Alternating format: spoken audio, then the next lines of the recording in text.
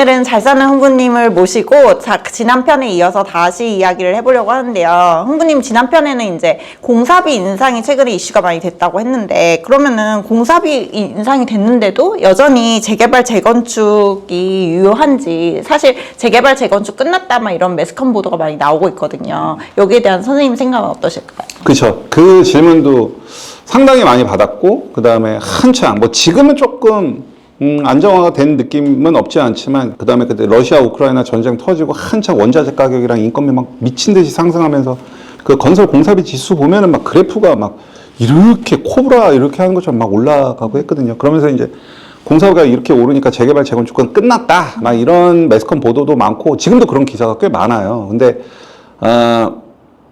걱정하지 말라고 제가 항상 말씀드려요. 그 공사비 인상이 지방 시장에는 확실히 타격이 좀 있을 것 같아요. 근데 서울은 여러분들이 걱정할 필요가 없어요. 서울에 주택을 공급할 수 있는 방법은 재개발 재건축 외에는 없다는 건 그냥 상식이에요. 서울에서는 어쨌든 주택을 공급하기 위해서는 재개발 재건축, 즉 기존에 지어져 있던 아파트, 기존에 지어져 있던 뭐 빌라나 단독주택을 부시고, 우리가 이제 멸실을 한다고 하죠. 이제 멸실을 하고 아파트를 신축을 해야 되는 거죠. 어떤 재개발 구역에 빌라를 막 부시는데도 비용이 들죠. 그리고 아파트를 올리는데도 굉장히 많은 비용이 들고, 뭐 조합장 월급도 줘야 되고, 뭐 설계며 뭐 분양이며 굉장히 많은 돈이 들어가겠죠. 그렇게 막 들어가는 비용을 우리는 어디서 충당을 해야 되냐면 그 재개발 재건축에서 나오는 일반 분양 수입으로 충당을 해야 되는 거예요. 그런데 그 일반 분양 수입으로 그 공사비며 뭐며 하는 것들을 충당할 수 있냐 없냐? 없거든요. 그래서 조합원들이 내는 게 분담금이잖아요. 그걸 다 일반 분양으로 충당할 수가 없으니까. 자, 그러면 공사비가 막 올라요. 그럼 조합원들 입장에서는 부담해야 될 금액이 커지겠죠. 그럼 이제 조합원들이 생각을 하겠죠. 이 정도까지 내가 부담을 해야 돼? 예를 들어서 일반 분양 수입으로 그 공사비를 어느 정도 충당을 해줘야 되는데, 예를 들어 집값이 상승하진 않아. 그 일반 분양 수입으로 충당할 수가 없어. 그럼 조합원들의 부담이 커지겠죠. 그럼 사업 안 하면 그만이에요. 핵심은 그거예요. 공사비가 오르면 조합원들은 본인이 손해나는 사업은 절대 하지 않습니다. 그러면 결국은 어떻게 돼요? 주택 공급이 안 되는 거예요. 그러면 언제 다시 그 조합의 사업이 언제 다시 활성화될 거냐? 늘어난 공사비를 일반 분양 수입으로 감당할 수 있을 때가 되면 이 사업이 또 쫙쫙쫙 착착 진척이 되는 거죠. 그럼 일반 분양 수입으로 감당이 된다는 얘기는 오른 공사비만큼 일반 분양가가 올라줘야 된다는 얘기예요. 그럼 일반 분양가가 올라준다는 얘기는 서울의 주택 가격이 오른다는 얘기죠.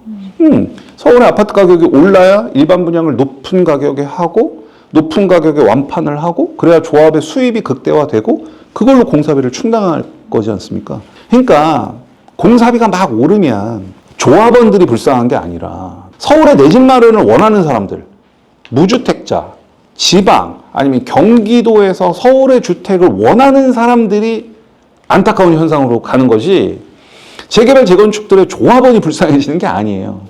근데 또 요즘에 뭐 하이엔드 브랜드가 굉장히 많이 들어오잖아요. 그래서 여전히 건설 원가는 올라갈 확률이 좀 높고요. 그래서 현재 내가 재개발 재건축의 조합원으로 계신 분들은 뭐 공사비가 오른다고 해서 걱정하실 필요 없고, 이제 진입을 앞두신 분들은 요 감안하셔서 공사비가 오르는 게 도대체 누구한테 더 데미지가 클 거냐, 그런 건 항상 좀 생각해 보셨으면 좋겠어요.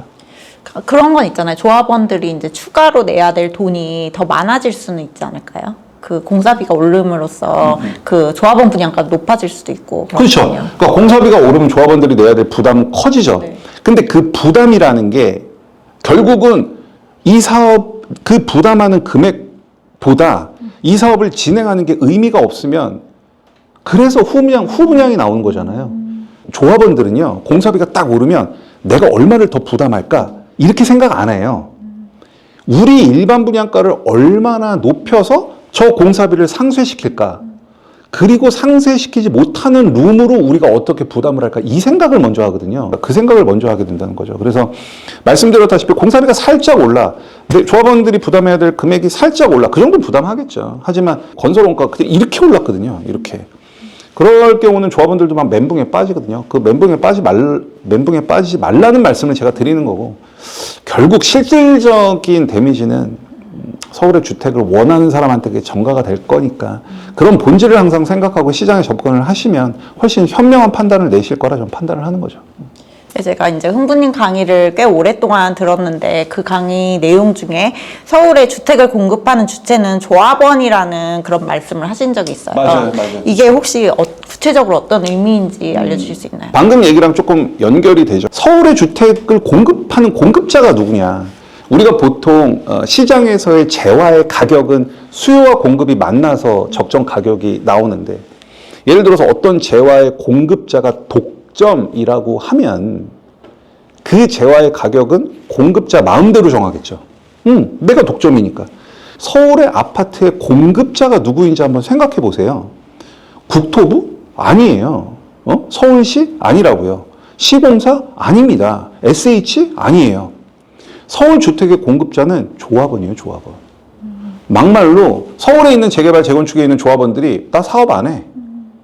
라고 하면 당장 서울의 아파트 공급은 없어요. 작년에 사업성이 좀 낮은 구역에 오세훈 서울시장께서 보정개수라고 해서 사업성을 높여주는 막 그런 제도 만들고 그 다음에 뭐 종상향을 해주네, 용적률 인센티브를 주네, 막 여러 가지 그런 제도들이 나오잖아요. 그 여러분들 잘 생각해 보시면 서울시에서 조합원들한테 사정하는 거예요.